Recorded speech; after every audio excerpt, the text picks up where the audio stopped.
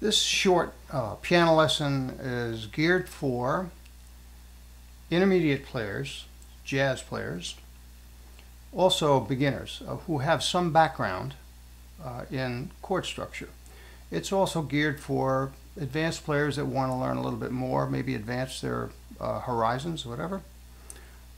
So what we're going to talk about are 3 ways to harmonize a melody, a jazz style, in a jazz style.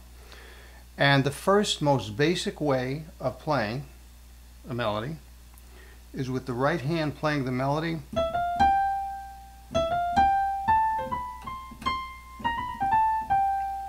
with a left hand voicing. Now you can play a left hand voicing in a very basic manner with a 4-way close voicing, maybe a little cluster, or you might do things that are a little more sophisticated, maybe with fourths, or maybe with a major 7 added, but not in a voicing in thirds. However, we're not concerned with the specifics of that right now. That will be in another lesson. So what we have here is ways to play a melody, right hand melody, and I'm just going to play the voicings the way I play them. Don't worry about how it is. We just want a top-down approach to this. So you're going to put together a melody or an improvisation. After all, improvisation is a melody, right?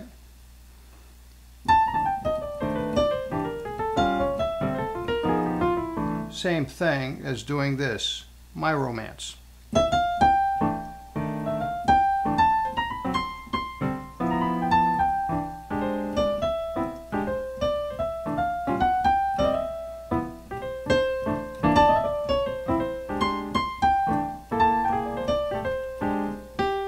So my left hand is punctuating with a left hand voicing, what we call a left hand voicing, which has the basic chord tones and or tensions. It can be a 3-note voicing, actually a 2-note voicing, but commonly it's a 4-note voicing. All right, that's a luxury that guitar players don't have when they play. Now, so that's one texture that you should be comfortable with before you go on to anything else. However, that's not the only way of playing. If it were, it'd be very boring. Now, a second style, which is a little more difficult, I would say a lot more difficult. However, the rewards are great, and that is where you're going to play a voicing that combines both hands.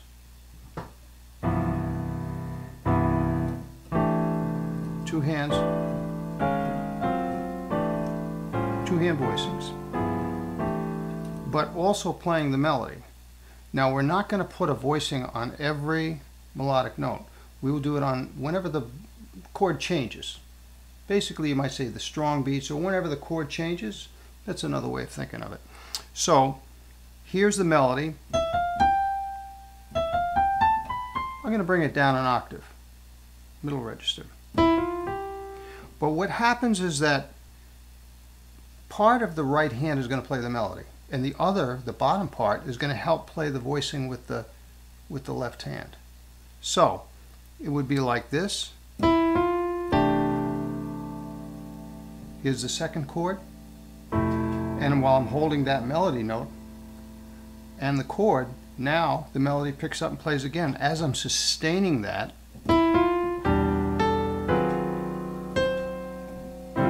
I play my next voicings. I'm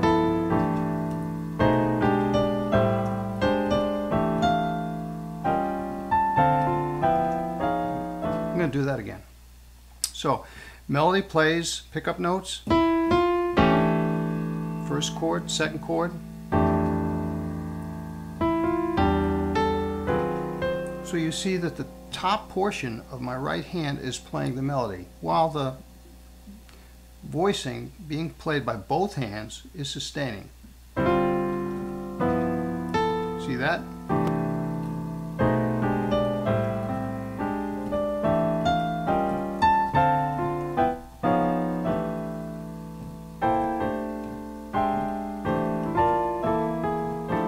Okay, so you've got the idea? Now, so now you have 2 ways of approaching it. So if I were to combine those two methods, and I'm going to play the second half of the tune of my romance, the second 16 bars. First 16 I'll play with the first method, which is the right hand melody and the left hand voicing. And when I get to the last 8 bars, I'll switch to the other method, which is a chordal method on the strong beats, and playing any little active melody with the right hand while that voicing is sustaining. So you can hear the texture change. Okay.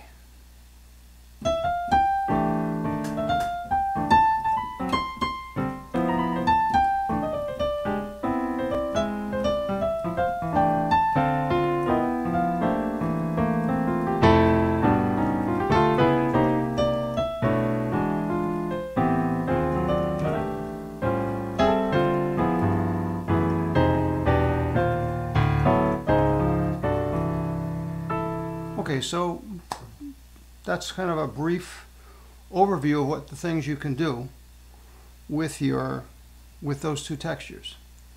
Now, you can also use that first method, of course, is the method of a left hand voicing and a right hand melody, but of course it can be the improvisation. So if I was playing an improvisation, this is the method you'd use.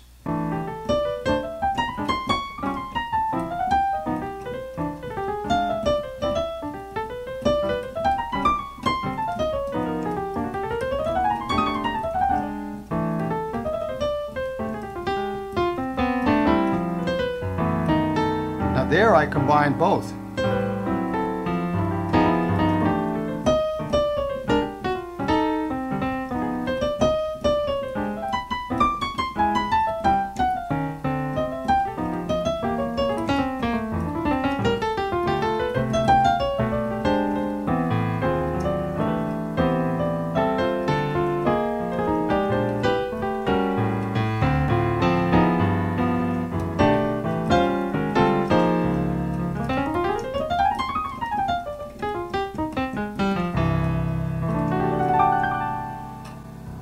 So that's just kind of a top view of what you can do with those two styles.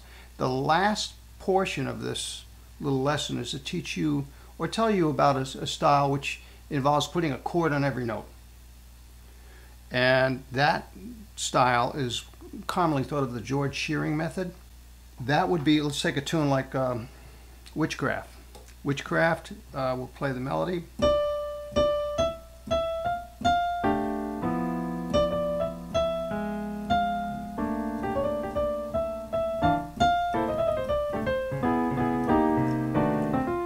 So that's a right hand melody playing with the left hand voicing. Okay. If I did it with two hands voicings,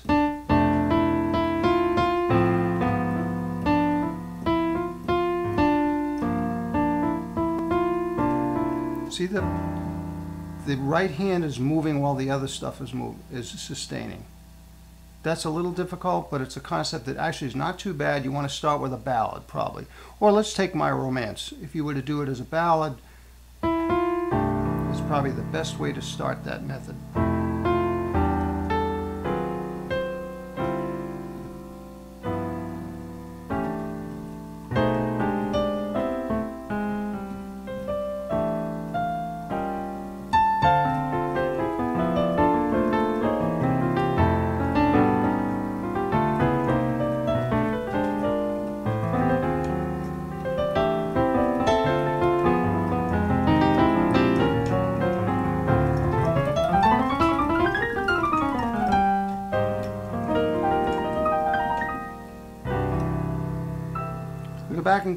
Get back to Witchcraft. So if we're going to do this with a chord on every note, but we're going to put a four-way close voicing, which is to mean the first melody note is this, a D in the key of F, and I come down and I play my remaining notes. It comes out to be an F6. If you see this, F, A, C, D.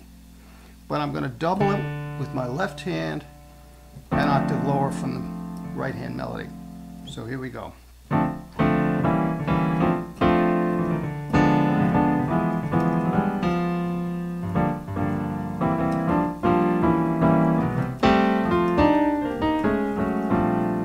So that's a different way of, you've heard that, right? That's George Shearing. As a matter of fact, Bill Evans adopted that style and put it into his own style as part of his style. So it's a very common kind of thing on the older players, and I guess I consider myself to be one of them. But it's a great technique, and it really derives from the arranging idiom. So that if I have things like this, which the very first part of Witchcraft, which goes like this, you see the first chord is F6. The second one is a diminished chord, a diminished 7. And the next one is an F6 again. And it's those passing chords that you need to know about. And one of the easiest way to remember is when you have a major chord, major 7, major 6, whatever, and the melody is moving stepwise, what you try to do is analyze what's a chord tone. Well, the first one is a 6th degree. So I'll play that. Now, I could very easily do this and just to have an F major 7 on it, but it sounds nice to have a passing chord,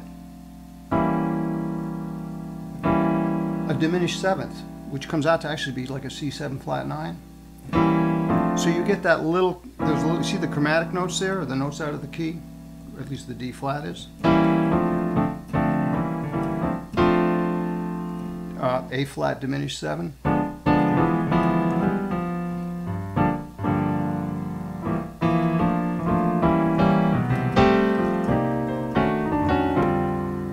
So anyway, that's a different way of approaching it. So put all that together, you have yourself 3 styles that you can incorporate within your own piano playing, whether it's professional or if it's just playing at parties or whatever. But you need to know your 3- and 4-part chords in order to do this. You can't just jump into it without knowing them in all keys. Also, you need technique. If you got any questions, you can contact me through my website, john-ferrara.com.